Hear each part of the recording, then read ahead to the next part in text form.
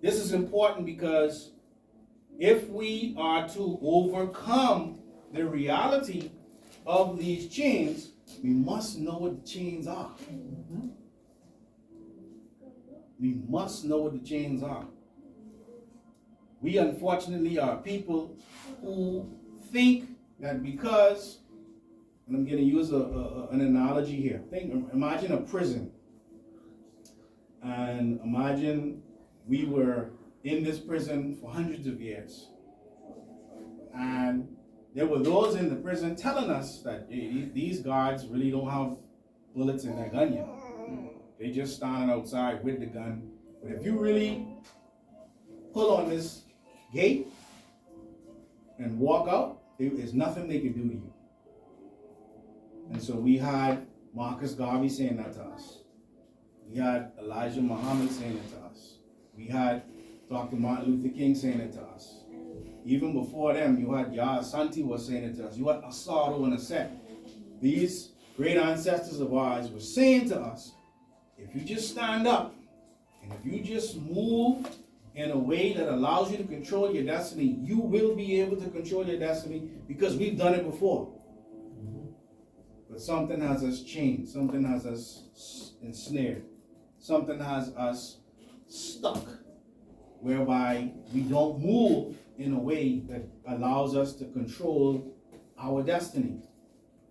And so imagine you're in this huge prison and someone decides to pull on the door and it opens. And so the door opens, but nobody wants to step out because we still don't know if these guards have bullets in their gun. But long story short, we eventually leave the cell. And the guards don't shoot. They threaten to shoot, but they don't shoot. They may use the gun as a weapon, but they don't actually shoot the weapon.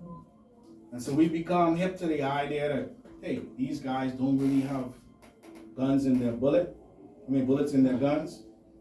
And these bars that we're behind, the gates, the locks don't really work.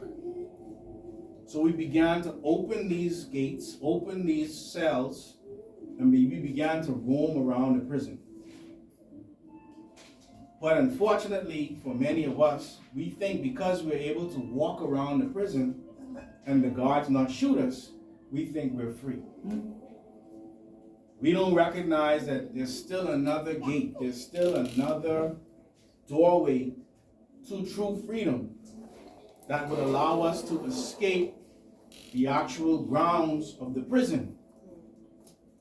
And so we've had all of these great leaders who've given us examples of how we can live, how we can control our religion, economics, labor, sex, gender, education, law, war, security, entertainment, and politics. These 9 levels of people security, Marcus Garvey showed us. Marcus Garvey had the largest grouping of African or indigenous or black people on the planet moving in a direction towards liberation.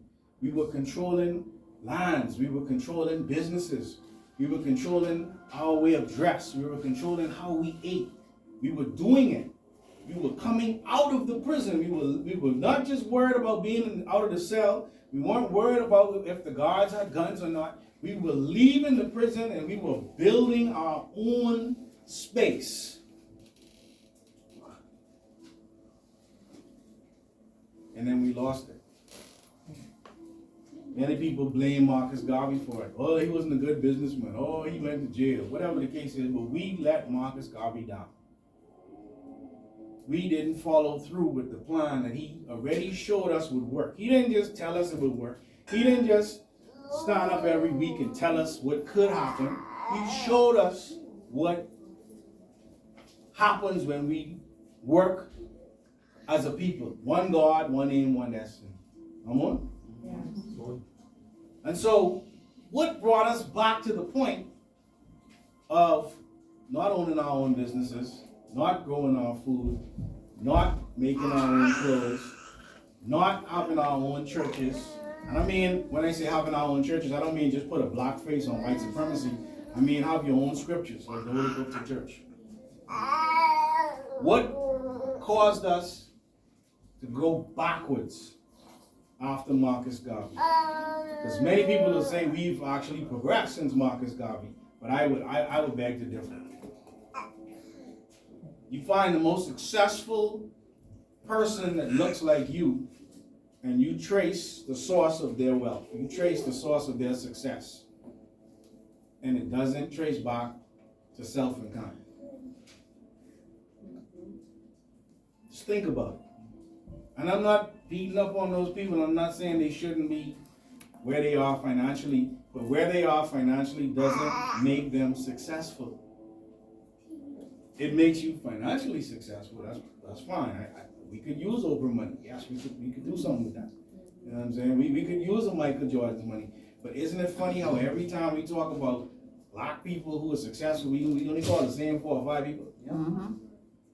Of all of the black people we got on the planet, not that there aren't other rich black people, but they keep certain ones in the front of us. Because you got some rich Africans and some rich Caribbean people who we don't talk about. But I'm just simply saying the economy that they're all rooted in is not controlled by us. So we're still chained to their economy. We're still chained to their religion.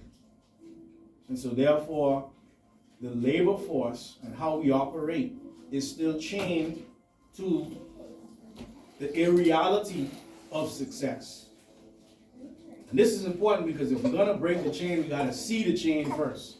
And the problem that many of us have is that we don't even think we have a chain on. Or we don't understand how the chain works.